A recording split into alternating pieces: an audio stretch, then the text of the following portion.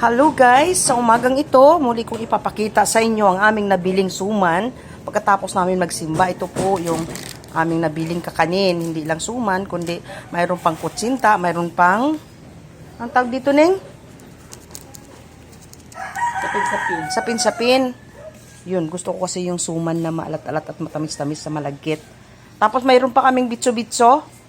Ayan, kinain na namin sa daan. Tapos nakapitas kami, habang namimitas kami ng mga gulay sa daan. Meron kaming, tingnan mo siya guys, maliliit na pipino, yan, para siyang iba. Anong tawag doon? Kamyas, para siyang kamyas kalaki. Pero pipino yan siya guys. Diba? Fresh na fresh.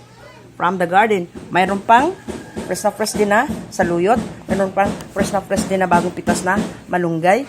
At mayroon ding dahon ng ampalayang konti. At saka mayroong anong tawag dito? Talbos ng kamote. Ay, talbos. Tinangkong ang tawag nito sa Bisaya eh.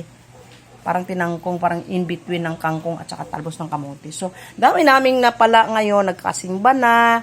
Nakapanguha na ng mga gulay. Nakabili pa kami ng masarap na almusal, kakanin guys. Kaya naman, mayroon bata dito. Hello!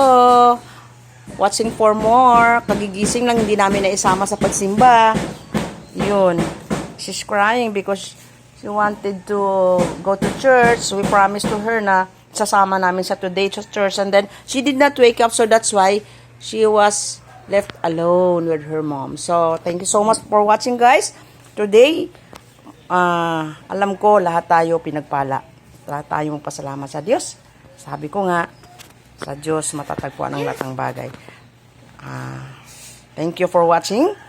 Follow for more. Ito na po ang ating almusal for today.